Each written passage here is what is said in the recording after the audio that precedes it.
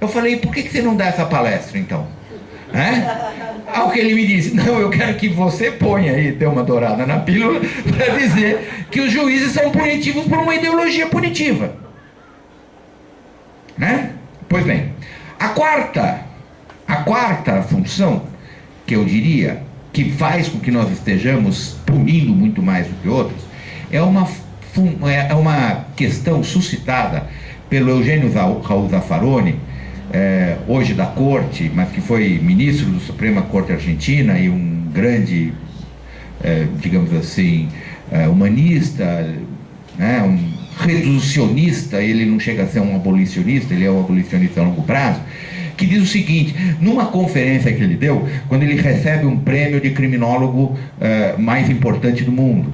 Então ele vai para a Suécia e escreve um livro chamado Crimes de Massa, Crímenes de Massa, não está traduzido para o português, eu acho. Eu li em castelhano. E esse livro, Crímenes de Massa, é uma conferência que ele mostra que o Brasil, não o Brasil em particular, mas os países da América do Sul, que tiveram as suas ditaduras, não desarticularam o seu aparato punitivo. E por não desarticularem o aparato punitivo, esse aparato punitivo, para lembrar Nils Christ, é uma máquina de produzir dor. A gente tem que estabelecer um limite dessa dor. Talvez a gente pudesse estudar políticas mais radicais, como, por exemplo, a política norueguesa. O Nils Christ conta, ele faleceu em 2015, ele esteve no Brasil em 1998 a convite do IBCCRIM, um seminário abolicionista.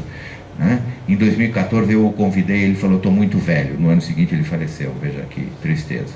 O Nils Christ é um grande estudioso do cárcere no mundo, e ele disse o seguinte, a gente tem que ensinar às pessoas o quando e o como punir.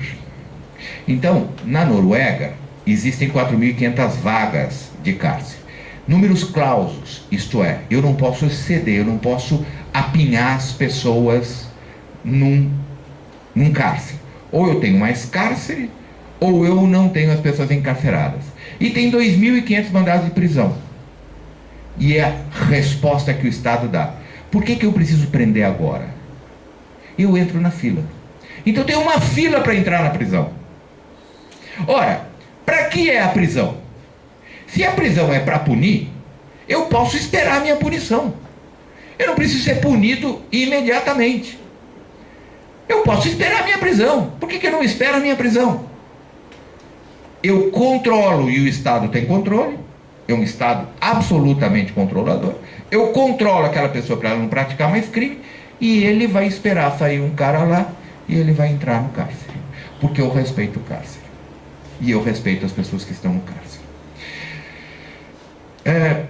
As principais políticas europeias de acolhimento, por exemplo, de pessoas do Oriente Médio, foram na Noruega e na Suécia. Foram os únicos países que acolheram com dignidade absoluta esses refugiados na Europa. Existe uma política para isso, que é uma política que utiliza essa mão de obra, oferecendo casas e cidades que estão sendo construídas para essas pessoas. Eu estive lá 2 anos e eu vi pessoalmente isso. Nós temos uma expansão punitiva, por exemplo, racista, no sentido europeu da palavra, eugênica, vou utilizar uma expressão aqui mais antiga do Francis Galton, eugênica, de limpeza étnica. Nós temos isso aqui no Brasil. Eu teria dificuldade para responder a sua pergunta, por exemplo. Um famoso antropólogo brasileiro dizia o seguinte, que a diferença entre nós e os europeus é que a gente trata pior os nossos do que trata os outros, diferentemente dos europeus, que tratam melhor os seus em relação aos externos. Então, é uma característica curiosa da nossa construção social.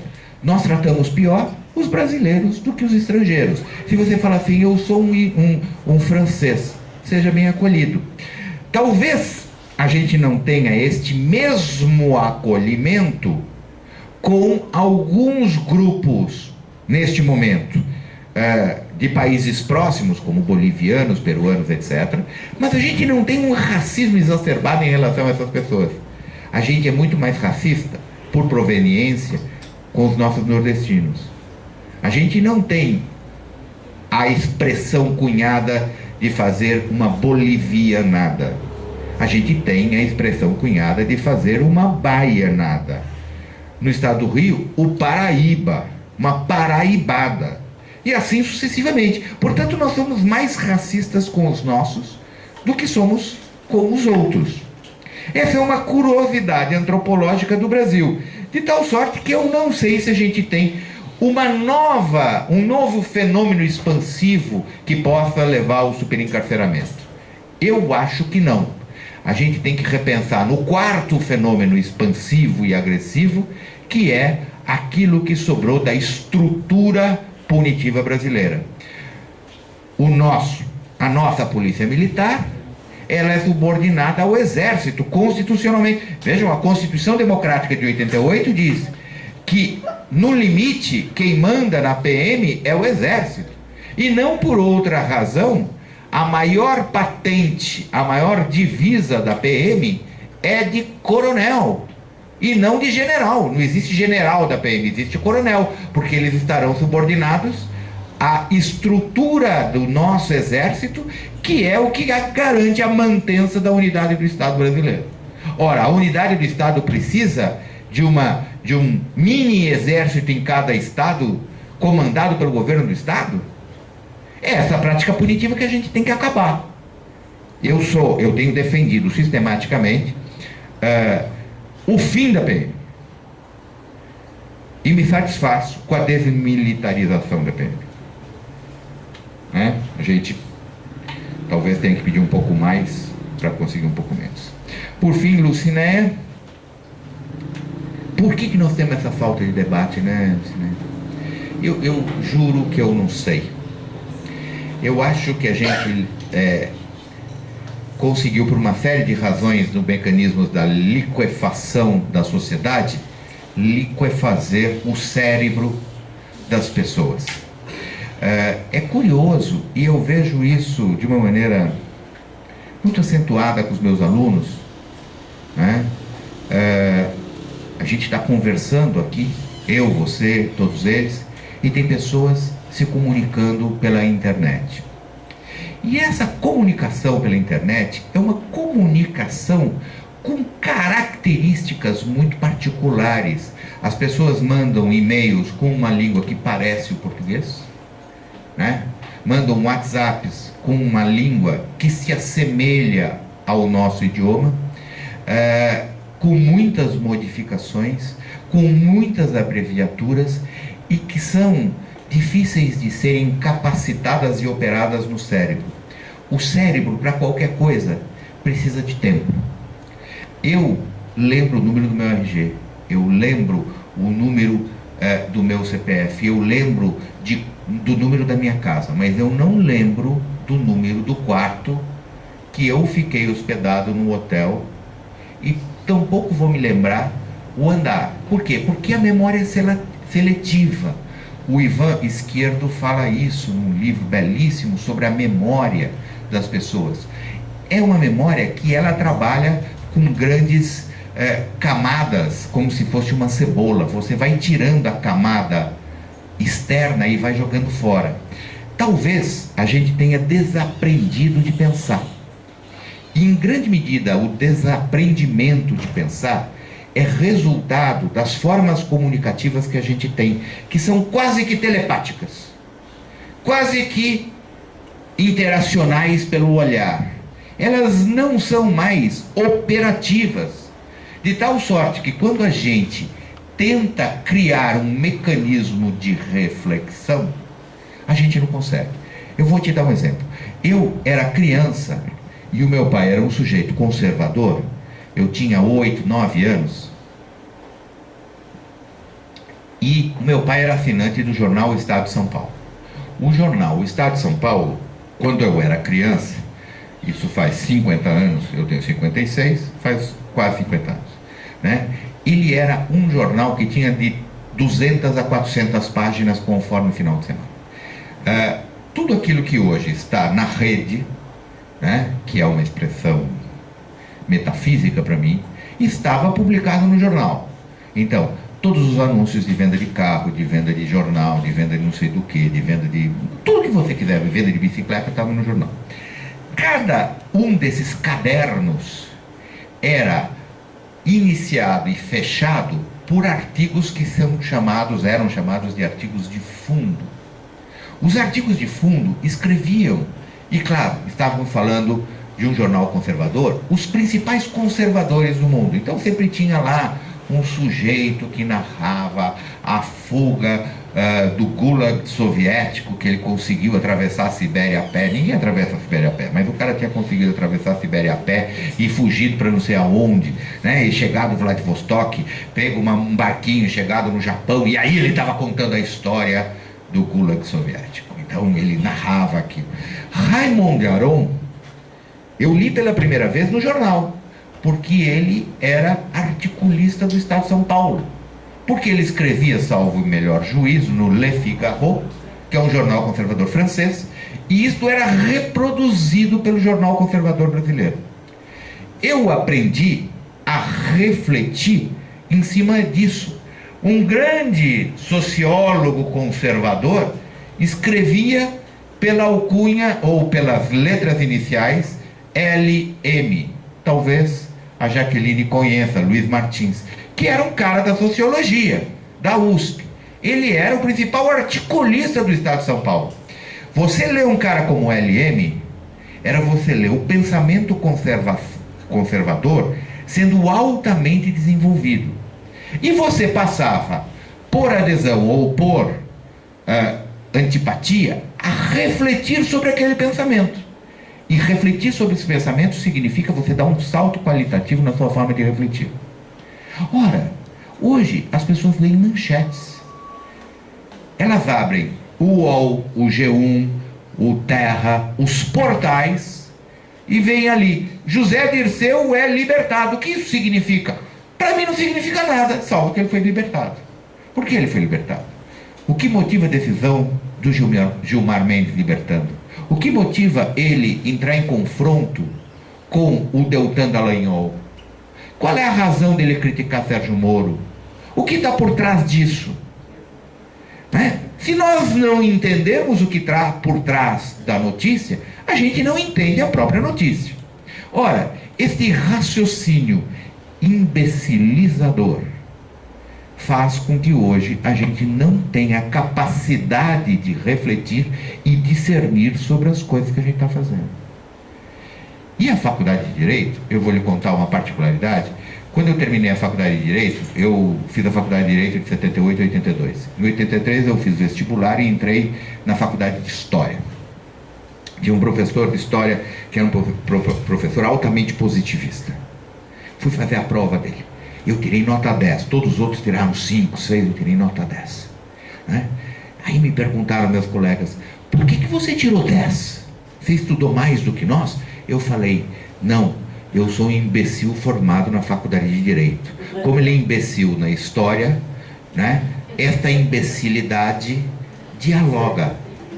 Eu conseguia entender o raciocínio daquele cara, porque ele era positivista. Eu fui aprendendo a pensar da forma positivada. Né? Eu ia mal nas outras matérias, mas se juntava um positivista na minha frente, eu crau, nota 10. Né? Era da natureza das coisas.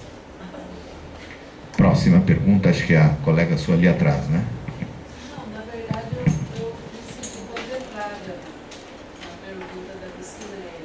Eu também tenho uma filha que faz direito e eu percebo isso também, essa falta de reflexão sobre essa seletividade que se faz, né? Porque eu acho. Você quer o microfone? Não, eu tudo. estou tentando acreditar tanto ontem com o Sibeli, com o Fábio, sobre teoria crítica, que eles mostram justamente isso, que a importância da reflexão sobre o pensamento. Eu acredito que a educação, ela pode ser, ela é ou ela pode ser um espaço para isso, né? E eu também percebo essa ausência.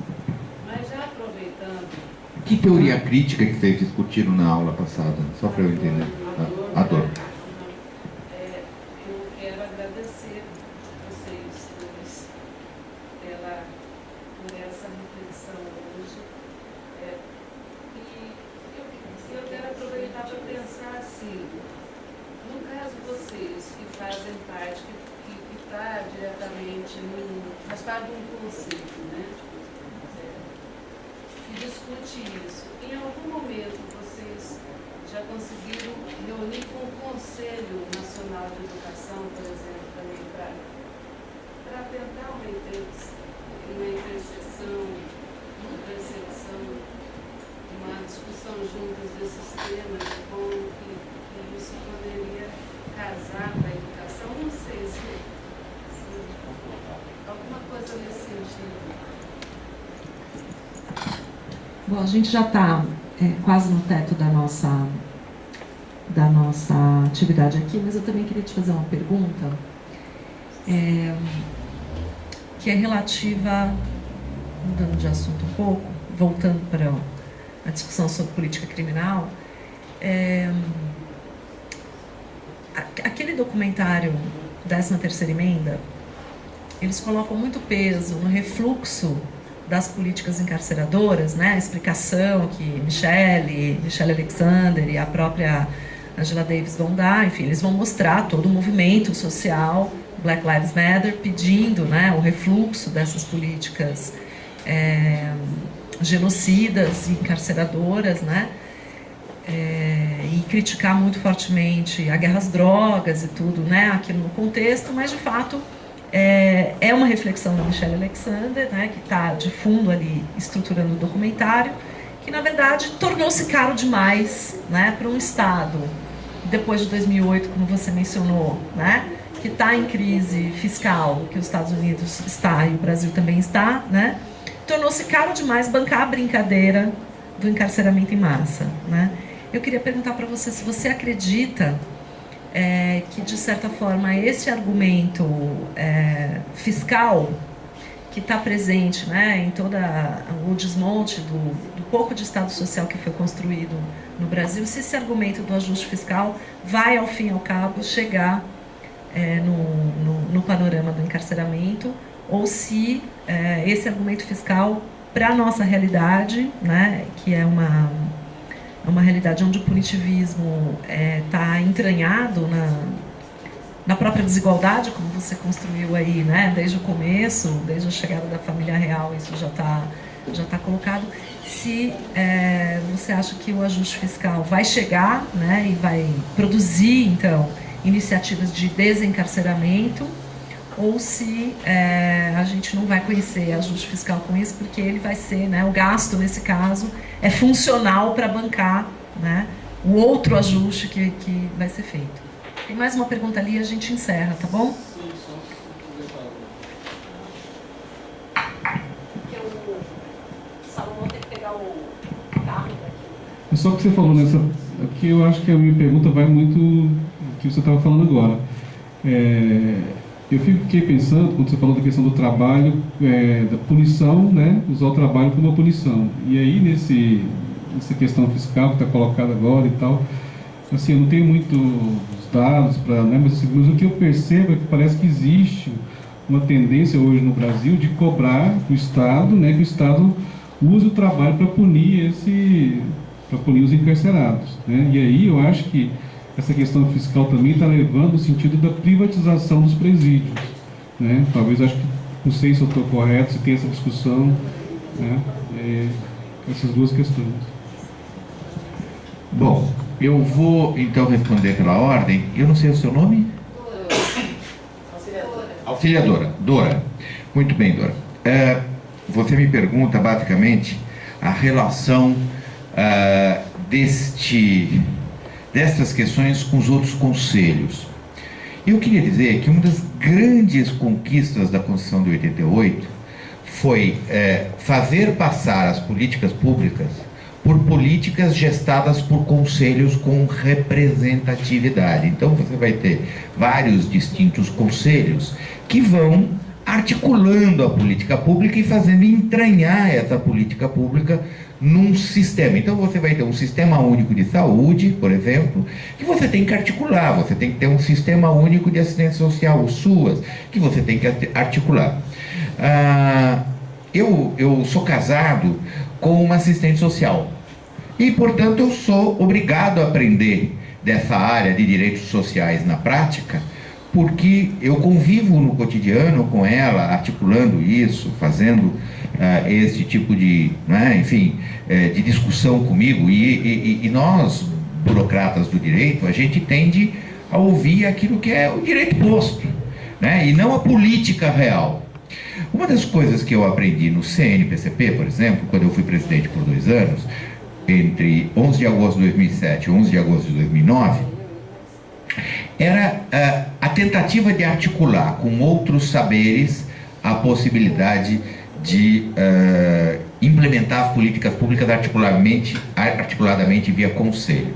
E uma das coisas, por exemplo, que a gente pensa, sob a ótica do direito, o decreto de indulto de 2015 e 14 contemplam isso, é que, por exemplo, quando a gente liberta uma pessoa por um indulto, ou antecipa a diminuição da pena via comutação, quando a gente de alguma forma facilita o reingresso social do encarcerado, esse egresso do sistema, ele tem que ter um caminho. Como é que ele entra para o trabalho? Há muitos anos atrás, o Estado de São Paulo tinha o IRESP, que era o Instituto de Reintegração do Egresso. Isso daí foi eliminado do nosso sistema pelo governo Fleury, né? Que não é seu parente, eu já logo vi pela pergunta. e tampouco é parente do Sérgio Paranhos Fleury. Né? Mas isso permitiu esse reingresso na sociedade, articulando via SUAS. Então, um dia teve uma audiência pública do CNPCP em São Paulo. Eu saí, fui ao banheiro, liguei para minha mulher e falou assim: como é que é mesmo aquele sistema que deve funcionar? É o SUAS, né? Como é que a gente faz para coisa? Qual é o artigo da lei? Onde é que está escrito isso? Fui lá e fiz uma emenda no decreto de indulto. Eu incluí o seguinte, que parece-me óbvio. Quando eu solto uma pessoa, eu tenho que encaminhar o egresso para o SUAS. Já que eu tenho o SUAS, eu tenho uma infraestrutura social que acolhe aquele sujeito. Todo mundo achou aquilo fabuloso. Puxa, olha, ele, advogado, sabe o que é o SUAS, porque se você pergunte a 10 advogados, 10 não saberão o que é o SUAS. Eu sou advogado casado com assistente social, por isso eu sei, né? E sei mal e porcamente também, né? Mas ela me deu a lei, eu inseri no decreto, isso passou por um decreto, a presidente Dilma assinou. 2016, decreto feito pelo Alexandre de Moraes. O que ele fez? Eliminou a absorção do egresso pelo SUAS. Ora, o que é isso? Foi o que eu disse no meu artigo. Ou é maldade, ou é burrice. Ou as duas coisas. Porque não é possível que você queira que a pessoa reincida. Eu não conheço uma única pessoa, nem o defensor de penas capitais, as penas mais exacerbadas, que seja a favor da reincidência de alguém. Não faz nenhum sentido. Então, se nós articulamos isso com conselhos distintos, inclusive um dos conselhos é o Conselho de Educação, a gente pode pensar. Por exemplo, eu levei os meus alunos, como todo ano levo, à penitenciária feminina da capital, que era masculina. Lá existe mulheres trabalhando ao mesmo tempo que mulheres estudando. Então eu fiz a pergunta mais banal: por que as mulheres não trabalham de dia e estudam de noite? Já que existe remissão pelo trabalho e remissão pelo estudo. Elas teriam as duas remissões. Por que não fazem isso? Porque não dá, doutor. O senhor não quer conturbar aqui a nossa administração, a nossa gestão, que é muito bem sucedida. Não dá. Mas por que não dá? Ah, professor, ninguém vem aqui à noite dar aula. Volto a cortar minha língua. Eu duvido que não vá ter uma pessoa, se a gente articular isso com o Conselho de Educação. Né? Por quê? Porque há interesse em educar pessoas. Isso é parte, não é parte do interesse do diretor do presídio, do chefe de segurança, mas é parte do educador. É por isso que é o educador que tem que fazer isso, não é a Secretaria de Assuntos Penitenciários. Nós trabalhamos, nesse período que eu estive no CNPCP, muito com diferentes conselhos. A gente ouvia o conselho, a gente falava, o que a gente deve fazer com isso? Como é que a gente mexe na arquitetura prisional? Eu não tenho ideia, eu tenho que chamar um arquiteto. Né? A pergunta da Jaque, secundada pelo, qual é o seu nome? Hélio. Pelo Hélio, em relação ao ajuste fiscal. Alguns anos atrás, provavelmente, eu não tenho assim da memória, mas 2013 ou 12, eu escrevi um artigo que eu publiquei no IBC-CRIM, no boletim do IBC-CRIM, que dizia basicamente sobre a mudança da cultura punitiva. Não da cultura punitiva propriamente dita, mas em decorrência da necessidade do ajuste fiscal, porque quando o governador Ator, da Califórnia, se deu conta que 12% do PIB do estado mais rico dos Estados Unidos, que era a Califórnia, era usada não para o sistema, de segurança, mas o sistema punitivo, ou seja, 12% do PIB californiano era usado em cárcere, ele falou, não dá mais. A gente tem que mudar alguma coisa. E este artigo, ele mostra como, por uma razão meramente, digamos assim, pragmática, por ajuste fiscal, eles tiveram que rever as práticas punitivas, antecipando o sistema de probation, trocando parte das penas privativas de liberdade por penas restritivas de direito. A gente tem na nossa lei de execução penal isso, só que ela é letra morta. Está lá no final da lei das execuções, das conversões. A gente poderia implementar as conversões, né? Ou seja, converter a pena privativa de liberdade em restritiva de direitos fora do cárcere, certo? A gente tem o instituto, mas não pratica o instituto, porque ele foi concebido para um alcance diminuto. É interessante também notar que eu defendi há 4 meses atrás, num artigo com Alberto Silva Franco, também no boletim, uma lei de responsabilidade político-criminal, com base na lei de responsabilidade fiscal. Ora, o que diz a lei de responsabilidade fiscal, em termos muito toscos? Eu não posso gastar mais do que eu tenho. Certo? Eu não posso gastar mais do que eu tenho.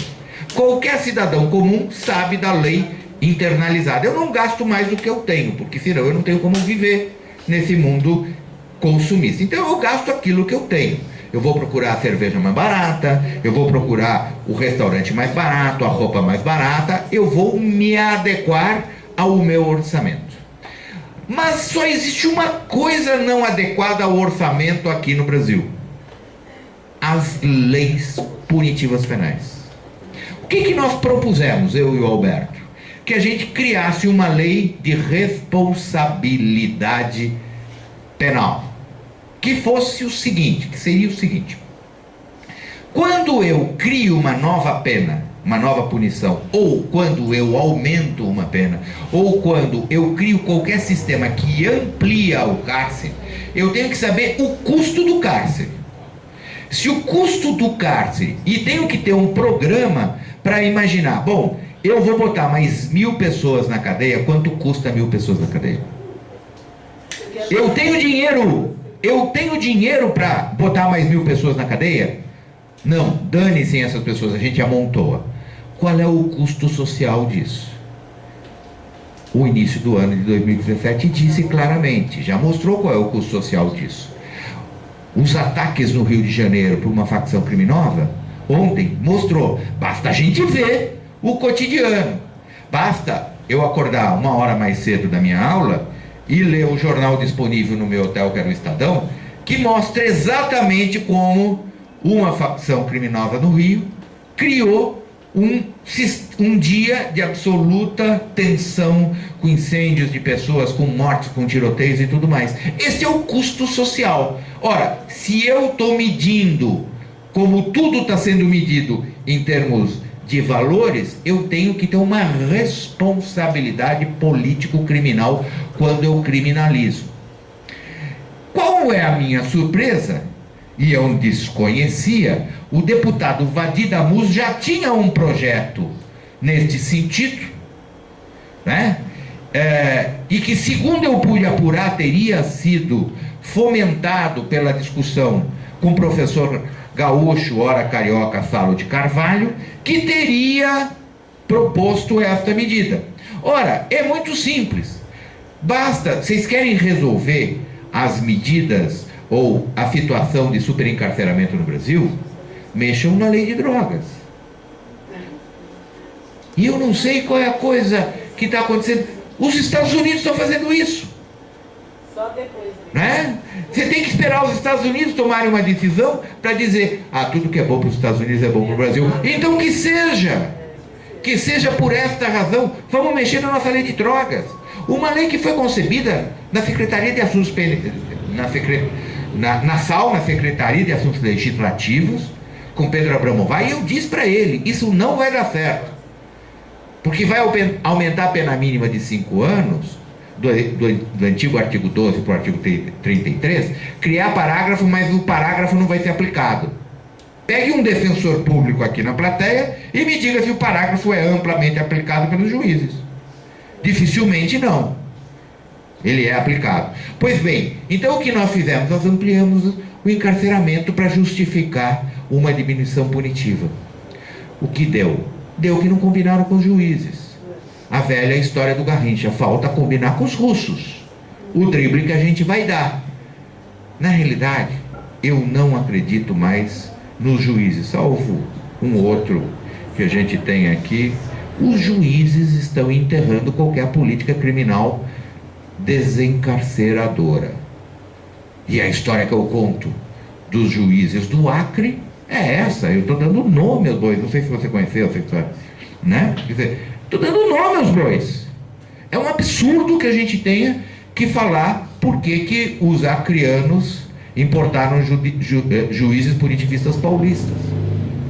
Deu no que deu. Então tem uma assimetria no Acre. Por quê?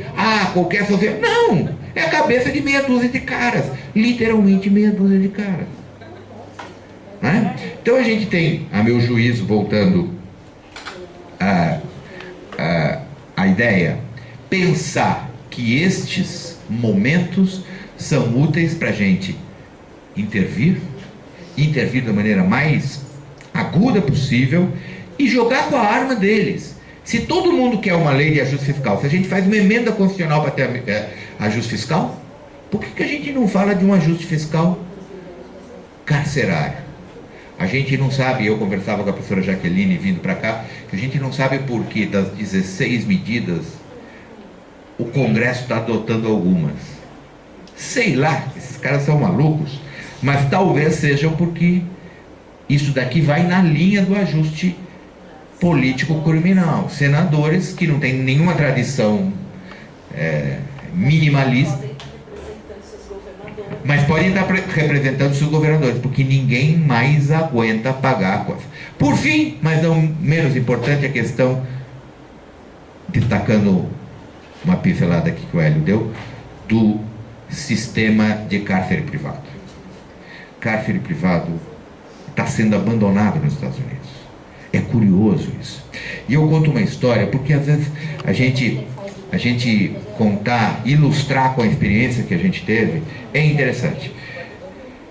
Eu sou levado, e eu vou contar a história, me permite mais 5 minutos, eu sou levado, como presidente do CNPCP, a cidade de Viana. Havia uma acusação de que pessoas estavam sendo mortas e esquartejadas dentro da casa de custódia de Viana. De fato, a gente apurou que estavam, mas como é que era isso? Viana tem um complexo penitenciário, como o Carandiru é um complexo penitenciário, distintas penitenciárias. A casa de custódia era mais antiga e mais sucateada, por assim dizer. Ela chegou a um ponto que ela, construída para 348 pessoas, tinham 1.300, né? Ela chegou a um ponto que os presos destruíram as instalações e a direção no estado resolveu não consertar. Então, a casa de custódia de Viana, um presídio para 1.300 pessoas, não tinha luz e água. A água era ligada a um dia, ao final do dia, para as pessoas tomarem banho. Tinha 1 hora. Por que não tinha água? Por que eles trancavam a água? Porque eles fizeram furos nos canos. Então, a água, quando conectava-se com os canos para levar até o fundo do pavilhão, ela ia saltando ali. Então, as pessoas tomavam banho no corredor pelos buracos dos canos. Dá para ter uma ideia do que é um presídio para 1.300 pessoas sem luz e água. O que começou a acontecer? Alguns presos matavam outros presos. Como não tinha direção do presídio que entrava dentro desse sistema, as pessoas botavam latões enormes de quentinhas para dentro, os presos redistribuíam a comida entre eles, comiam e devolviam os enormes latões assim, desse tamanho aqui, né, cheio de lixo. O lixo era devolvido no mesmo lugar que entrava a quentinha. O que eles começaram a fazer? Começaram a se matar entre eles. Ora, se matava entre eles, para ninguém se autodenunciar, eles esquartejavam os corpos, e as peças anatômicas dos presos esquartejados eram colocados junto com o lixo. Aí a mãe ia procurar o filho, chegava lá e falava assim: eu quero visitar o meu filho. Ele não está aqui não. Mas como não está aqui? Talvez tenha fugido. A senhora fica esperando ele, que ele deve ir na sua casa aí. Né? Eu tenho a narrativa dessa mãe, que ficou esperando o filho 1 semana, 2 semanas, 3 semanas, até que falou assim: meu filho não fugiu, eu conheço meu filho, ele teria no mínimo telefonado para casa. Ele não fugiu, ele está morto. E estava morto. Aí vão lá, encontram as peças anatômicas no Instituto Médico Legal, identificam que eram peças de distintas pessoas, uma perninha de um, uma cabecinha de outro, a mão de um terceiro, que estavam sendo esquartejados e espalhados pelo lixo do presídio. Eu sou instado a apurar esse fato. Então eu vou entrar nessa casa de custódia. O cara falou assim: por que você não visita aquela outra ali? Eu falei: o que tem aquela outra ali? É um presídio privado, modelo que está sendo construído, que já terminou, que tem 132 vagas, 132 presos, é uma beleza. Eu falei: olha, eu apuro aqui só as mazelas, eu não vou apurar o que é bom. Subi na muralha desse presídio, olhei para lá, funcionava como se fosse uma coisa mais limpa do que a minha casa. Do lado de cá, caindo, goteira, sem telhado, só cercado com arame farpado e cercas eletrificadas. Eu falei: isto é pior do que qualquer coisa que eu vi. Isto é um nazismo. O interessante é que eu fui ao secretário de Assuntos Penitenciários e perguntei a Ângelo Roncalli, vejam ainda o nome de Papa, pobre Papa, né? O Ângelo Roncalli, eu digo para ele assim: Ângelo, por que a gente não tira um daqueles 1.300 e põe aqui no presídio que é privado? Ele fala: eu não posso, porque eu tenho um contrato, e se eu tenho um contrato na privatização, eu não posso pôr uma pessoa a mais do que cabe. Então a companhia vai denunciar o contrato, ou seja, vai romper o contrato. Eu não posso fazer isso. Falei: e quem é que escolhe quem é a pessoa que vai trabalhar lá? É por certo você ou o juiz da execução. Ao que me responde Ângelo Roncalli: de forma alguma. Quem escolhe é a empresa. Ou seja, nós terceirizamos a empresa. Para a empresa, a execução penal. Isso diante do juiz de execução, do promotor de execução. O que eu fiz? Eu processei o juiz de execução no Conselho Nacional de Justiça, o promotor de execução no Conselho Nacional do Ministério Público, o secretário, eu solicitei a abertura de processo crime contra ele, por tortura na modalidade de omissão, né? Eu fiz coisa. O que aconteceu? Claro que ninguém caiu, quem caiu fui eu, e eu estou feliz aqui em contar a minha história, né? Porque é isso, né? A prática punitiva não se resolve com a melhoria, entre aspas, deste contrato. Esse é um tipo de contrato. O outro contrato é de remuneração por preso, que era o do Amazonas, que era mais absurdo ainda que esse, porque você paga 5 pratas, quando a média é a metade no Brasil. Você paga 5 mil reais por preso. Quanto mais preso entrar, é bom, é coração de mãe, né? Venha a nós o nosso reino, porque a gente vai receber por isso. Foi o que aconteceu no Amazonas.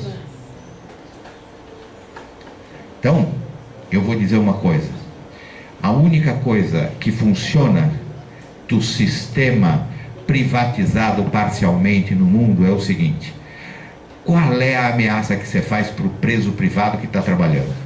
Se ele for refratário, você diz: eu vou te mandar de volta ao sistema público. E para isto funcionar, o público tem que ser piorado. Quanto pior é o sistema público, mais funciona o privado. Meus amigos, eticamente a gente não pode justificar isso pelo sistema de privatização. Acho que era isso. Eu queria agradecer a professora Jaqueline pelo convite e agradecer a vocês pela atenção. Muito obrigado.